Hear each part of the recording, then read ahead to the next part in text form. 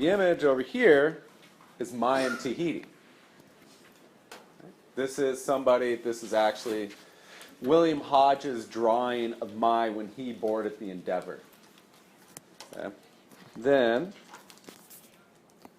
on the right, here is another Englishman representation of Mai coming to London. Something different there, right? You see this difference of representations? Well, so you have that, right? What is the difference? What do you think, Evan? Well, the one on the left just kind of looks a bit plain, you know, it looks ordinary, like, you know, just like some everyday kind of picture of a person, but when the one in England looks a little bit more lavish, it's like, oh, look at that, like, that's a special kind of thing. It looks a little bit more extravagant, like, because of what he's wearing and stuff. Didn't mean to put that arrow right there. I'm sure some people got excited. I saw that. Right. Extravagant. Right, I mean, over here, I mean, the guy's clothes, they're pretty sweet, aren't they? Aren't they nice? You tell me, do you want to go see this guy? Right? Or do you want to see this guy? The X or the L? The X. Absolutely. Right? So you're a Londoner, your representation of Mai is going to be something different than Mai is at home.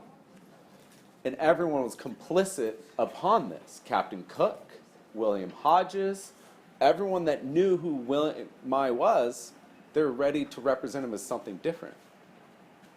But I mean, think about it yourself. Do you want to go see a movie, right, where there's more stars in it or less stars? More, right? Do you want to go see Mai as a Tahitian prince or a normal dude? Prince, right? It makes sense, doesn't it? It makes sense. What do you want to go see, right, on these things? Well, also, I mean, so you have, I mean, if you have this image, right, of Mai as an ordinary guy, couldn't that also mirror Captain Cook in England as an ordinary captain? Whereas when Captain Cook was in the Pacific on the Endeavour for his 3 voyages, wasn't he an English prince or a king on his own ship? See how these lives mirror each other? And they're also misrepresentations? I mean, it's these cultural encounters, but people are different from your own place. And so these encounters happen in different things for different people. You're going to have to be answering questions on changes in continuities. Clearly, this slide shows changes of representations depending on where they are.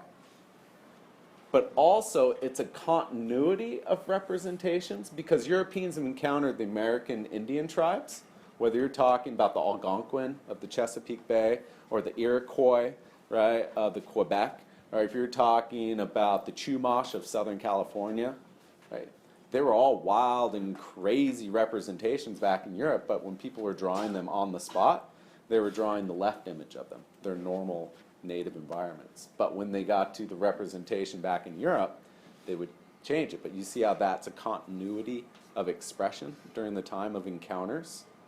Does everyone understand that? Because you're going to have to write on that. You may get that essay question. And so I'm really trying to hit it at home for you. That is a continuity of representations or misrepresentations.